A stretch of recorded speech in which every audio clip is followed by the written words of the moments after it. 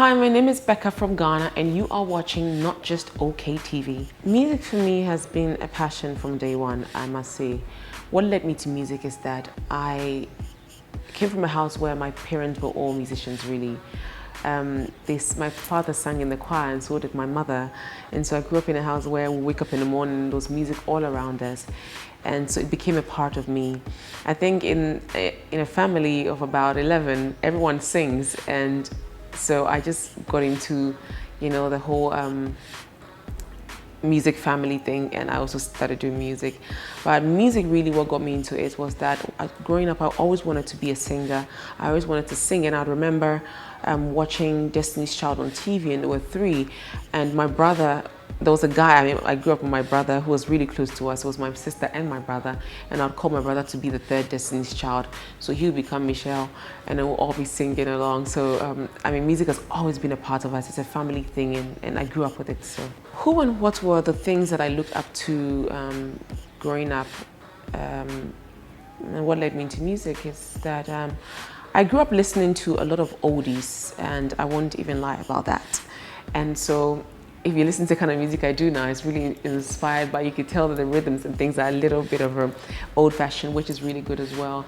I grew up listening to people from Ghana like the Osibisa, who were like international superstars, like Rumblers, and even here from Nigeria, Fela Kuti, and also Femi. And I paid attention to all these people.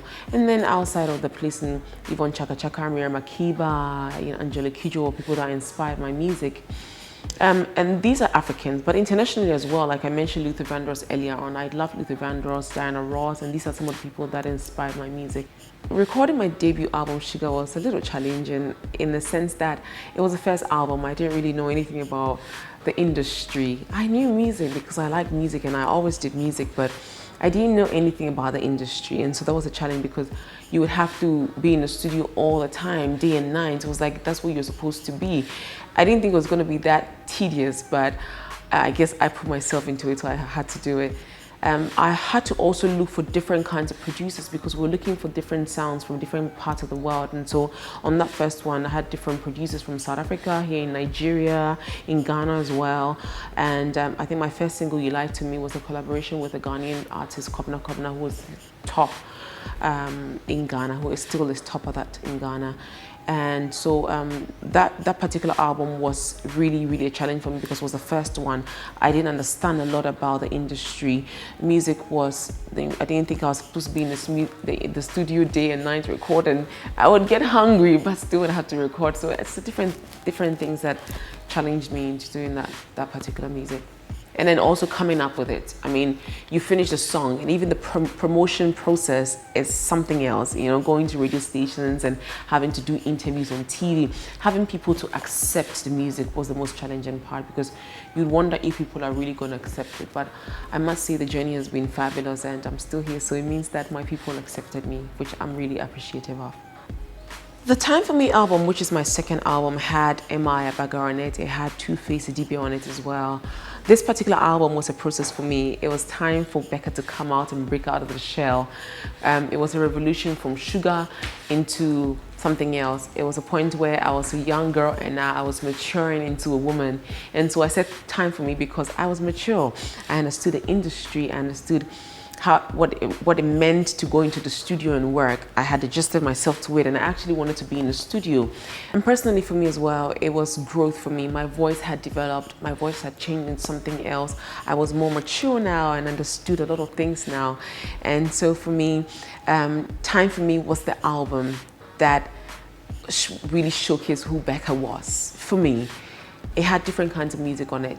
It had love songs with M.I, like No Away, which was really mature, talking and describing the beauty that involves in finding someone that you love. And the one with Two-Face as well, Bad Man, Bad Girl, was showing the bad side as well. Not like terrible side, but that fun side of you as well. And that particular album for me was definitely Time For Me because I believe that I had evolved into a young woman, into a mature woman in the industry. Well, SA for me, no, actually Nigeria is my second home, and then SA is my third home, and that's the truth because I've been to Nigeria so many times compared to South Africa, and I have more family here, as in friends in the industry and family here than South Africa. But yeah, I do love South Africa because I think that it's also, they understand music and they also love music and they appreciate African music. They appreciate Nigeria and Ghana music and West African music as a whole. And so if I'm thinking of going to any other country, if it's not Nigeria, I'll think South Africa. My connection with them is just in that vein. And I also have friends there as well. I mean, Oskido and, you know, Mafiki Zolo and all of them are kind of like family. So it's okay that, it was just okay that I was a regular there. So that's it. Music. Anywhere there's music, I'm there. I think that Ghana now has become a fabulous place for female musicians. The competition there is kind of like amazing for me. I think competition between female artists is getting really, really good in Ghana. For a long while, we didn't have people, there was nobody to compare to or to talk to or to compete with. And now they're like milestones that people are setting and things that are challenging female artists to come up and work better in every way, in terms of, you know, the kind of production of music that comes out, art, your act and art on stage. And I say act and art because it's a combination of the two. When you're on stage, it's not just about you being able to sing, it's about the background and things around you. They all comprise and come together and make a beautiful composition of a performance. Female musicians are doing fabulously well now. Competition, for us, I think is very healthy competition. I think everyone in this life must have competition. If you don't have competition, then it's a problem, because it's the only way that you can pace yourself and set, you know, a goal for yourself that you know, oh, this person is popping up. Let me just, you know, work harder all the time. So I think that for me, competition in Ghana between female artists is kind of good. It challenges us to work harder. Collaboration of female artists in Ghana is very few, and so I don't think it's just Ghana. I think it's even all parts of the world. There's very few times where you see two female artists coming together. I think in America now they're doing quite well with it, but I mean, I personally think it's getting better, and we're all looking forward to recording with not just Ghanaian artists but Nigerian artists as well. I mean, I'm already, you know, doing something with Yemi Alade as we speak now, so we're trying. And in Ghana as well, I mean, my little sister Ifia and every other person, we're talking to them, so definitely we're going to be working together. I think, yes, it's been a little slow, but gradually it's going to get there. Yes. The humanitarian side of me is always been a part of me. I think even when I was young, I remember giving the last thing that I had to people. The last penny I had would go to somebody. I think that especially going into music and having a platform where, you know, I believe when God blesses you, it's an opportunity for you to give back. And so I put that in my head all the time, and I say to myself that I have a platform, even if it's not physical money that you're giving out, is the opportunity to be able to speak word into someone's ear, for them to be touched or motivated to go out there and do something for themselves.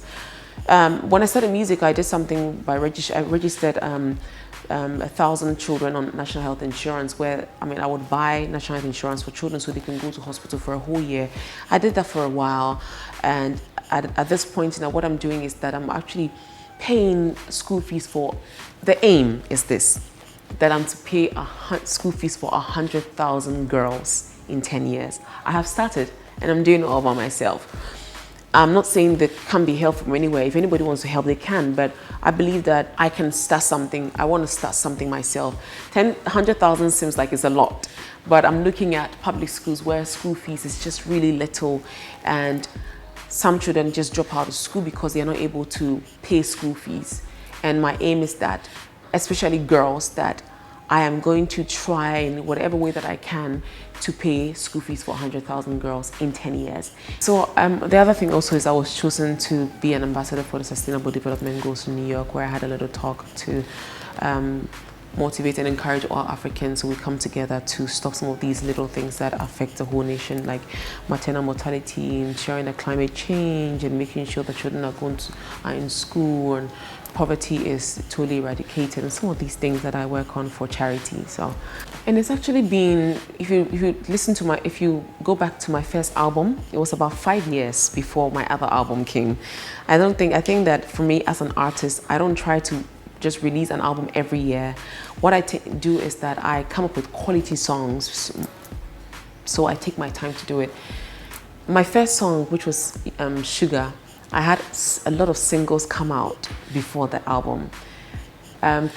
5 years, then Time For Me came. And Time For Me had No Away, it had Bad Man, Bad Girl, it had African Woman, it had Push, and all of them came as singles before the main album came out. I strategically placed myself in the position where I have a lot of singles which do quite well in the industry before I release an album. This is actually going to be very close for me. I actually thought it was too close for me to release an album, but I guess it's been 3 years, so I have to give something. But there's never a delay. It's just that I personally take my time when I'm doing my album. I don't rush into it. So far as I have good music out there that people are enjoying, because I make sure that every time I'm producing good music for you, so if the album comes up, then you would have probably enjoyed all the songs on it before the album comes out. So the album just becomes your collection in your pocket. So what I do. My plan to expand the Becca brand right here in Nigeria is almost like coming back to pick on something that you left behind, which is really good for me. I think luckily for me, I have a great relationship with a lot of people already. And so coming back to, it's almost like knocking on your door and saying, let me back in, like a prodigal child who's gone and coming back home. I think the plan is to put in place good music, which I'm already working on, fantastic music already that I've always worked on, come in here as often as I can to make sure that I grant or I give you guys allow me to, steal some of your airtime like I'm doing now, and just to give to you what I have, music that I have already recorded. I have a lot of music and I intend to come around to come and promote it. So these are some of the things I've put in place. So you're going to be seeing me again definitely in January to promote the song that I have with Pato Rankin, because I have a new song with Pato Rankin that I worked on. The video has already been shot, everything is ready, so we're looking at promoting that. And hopefully you're going to allow me in and I'm going to give you some of my music from Ghana as well. I've won a lot of awards in the past, and as an artist, I think that you could always do better. You'd always want to win other awards, which is it's just a form of motivation for you. I think that so far so good. I've done well. I've won the Kora Award before. I've done quite well in where I come from. I believe there's always room for improvement, and so I believe that there's more awards to be won. I wouldn't entirely say that I think I deserve to win any other award, but because every other person who's won the award, I think deserves to win it. But I believe that as a person, as a human being, I strive and look forward to winning more awards, and that's what I'm working towards. So I believe in myself, and I believe I could win any award on earth. And so you just have to work towards it, and that's what I intend to do, and that's what I'm doing.